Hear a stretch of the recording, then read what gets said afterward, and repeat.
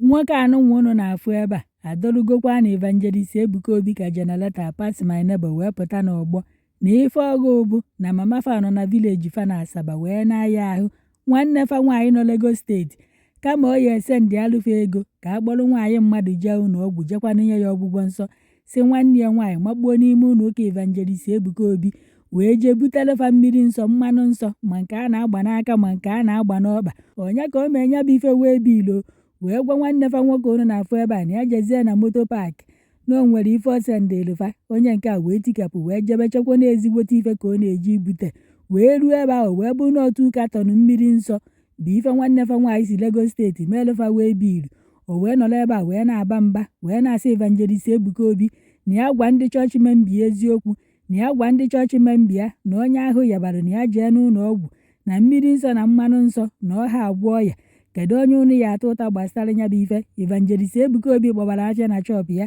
ọ gbabara afịa n'ụlọ ụka ya ka o lee and unu makwa na ọha Evangelist Ebuka Obi na-ele nya bụ mmiri nsọ na o nwegasịrị ndị na-ereri ya nya bụ ife ọ na-abụ mmadụ bata na chọpụ ya igo ife ijuba ife ọ na-ego kedu ife o ya eji ya wee mee ka nwanne fa nwaanyị ka unu ya atụ ụta ka nwanne fa nwaanyị oberivuru na mmiri nsọ bụkwanụ dripụ na mmanụ nsọ bụkwanụ ọgwụ ọbara maọbụ na onye na-enwe BP maọbụ ọya mgbatu ma nke mgbali elu maọbụ ọya shuga na onye aṅụa mmiri nsọ maọbụ mmanụ nsọ na ife na-eme ya akwụsịkwanụ ka ọ dị unu ka nwanne ya nwaanyị ka ọ na-abụ nya nwa yaba ahụ ọha eje ụlọ ọgwụ ọ mmiri nsọ ka o ji agwọ nke ya o ji wee bụrụ na mama fa na-aya ahụ kama a ya akpọji ụlọ ọgwụ maọbụ weta ego niile o ji wee go ife a ka e wee bụrụ nwaanyị mmadụ bujie ya ụlọ ọgwụ jee nye ya ọgwụgwọ nsọ o butela fa mmiri nsọ ka ọ dị unu ka nwanne fa nwaanyị oberivu na ife na-aya mama fa na ọhịa ife ndị ụlọ ọgwụ ya agwọnwu n'ife emere eme maọbụ na ọbụgodo ife ụlọ ọgwụ ya agwọnwu maọbụ na ọ bụghọ na mama fa nwa mmiri nsọ na mmanụ nsọ na nya bụ ọya ya akwụsị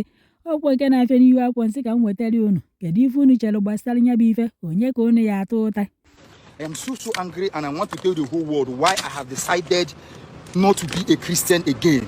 That I am now a traditional man and a traditional man to the core. I will tell the whole world and I will show to the whole world.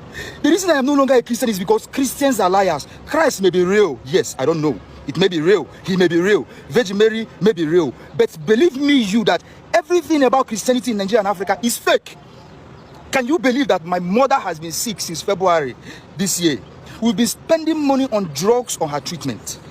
My elder sister who is in Lagos, since we brought her back down to Asaba here, she has not sent a kobo. I'm sorry to say it, but I'm saying it for emphasis sake so that people understand the situation of things. Since we brought her down to Asaba here, she has not sent 1 naira to add to the treatment for her drugs. But she had the impetus, called me last week that she's sending something for my mom because she's traveling to go back. She's planning to go back to the village, and I was thinking she was going to send something good. She called me yesterday. She has sent it. This morning I was called. I went to go and pick what my sister has sent. Do you know what she sent? Do you know what she sent? Oh my goodness me!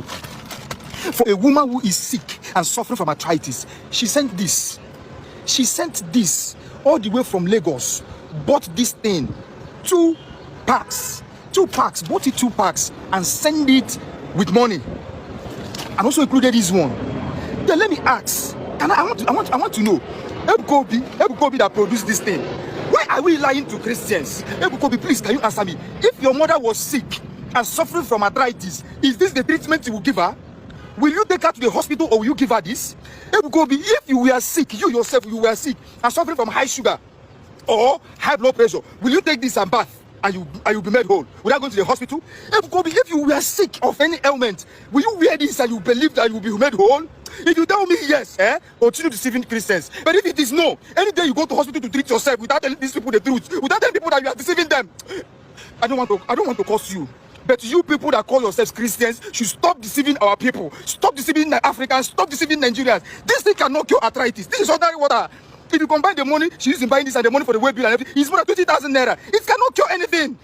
You are using people to enrich your pocket in the name of Christianity. What kind of nonsense is this?